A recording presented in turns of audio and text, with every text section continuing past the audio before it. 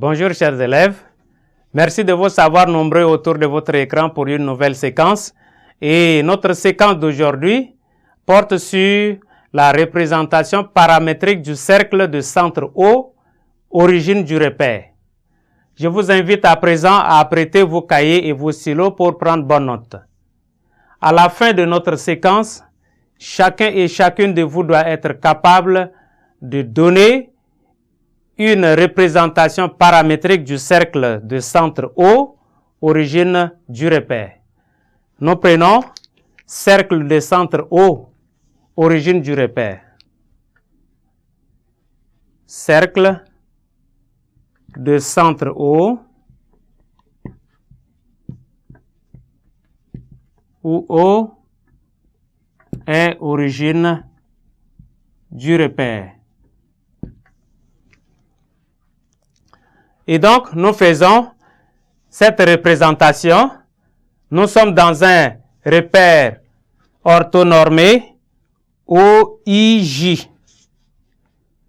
Et notre cercle a le même centre que l'origine du repère. Maintenant, dans le repère, nous choisissons un point M appartenant au cercle C. Et donc, on a l'angle qui est formé entre le vecteur OI et OM. On a un vecteur OM et donc l'angle formé entre ces deux vecteurs I et OM est noté θ. Et maintenant, nous avions les notions trigonométriques. Cosinus de l'angle θ, c'est le côté adjacent sur l'hypoténuse, et l'hypoténuse ici c'est le rayon, et donc nous déterminons l'abscisse A, l'abscisse du point M qui est noté peut-être petit a, et donc on tire A qui sera égal à R fois cosinus θ. Et de même avec sinus de θ qui vaut le côté opposé à l'angle qui est ces côtés, on peut supposer B, l'ordonnée du point M, alors sinus qui est égal au côté opposé, B sur l'hypoténuse qui est R, alors on tire B qui sera R fois sinus θ. Et donc voilà les coordonnées du point M. Et donc, nous prenons maintenant pour tout point M des coordonnées X et Y appartenant au cercle C. Et donc, ce qui veut dire que la distance OM est égale au rayon R. OM est égal au rayon R. Alors, ce qui équivaut de même à X carré plus Y carré est égal à R carré. Et ceci vaut encore, on peut diviser de part et d'autre par R, chaque membre par R carré, et en divisant par R carré, on se retrouvera avec X sur R, le tout carré, plus Y sur R, le tout carré, est égal à 1. Pour tout état réel, il existe donc un réel θ. Il existe donc un réel d'après cette égalité. Il existe donc un réel θ tel que cosinus θ soit égal à X sur R et sinus θ qui soit égal à Y sur R.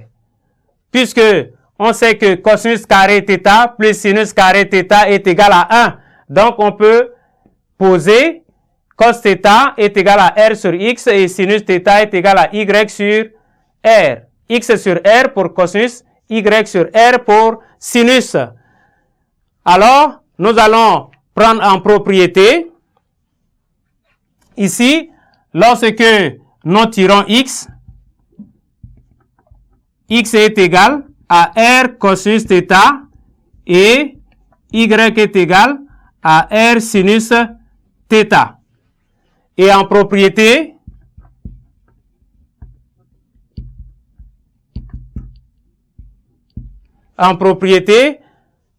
la représentation paramétrique d'un cercle de centre O, où O est l'origine du repère, et des rayons R est donnée, X est égal à R cosinus θ et Y est égal à R sinus θ.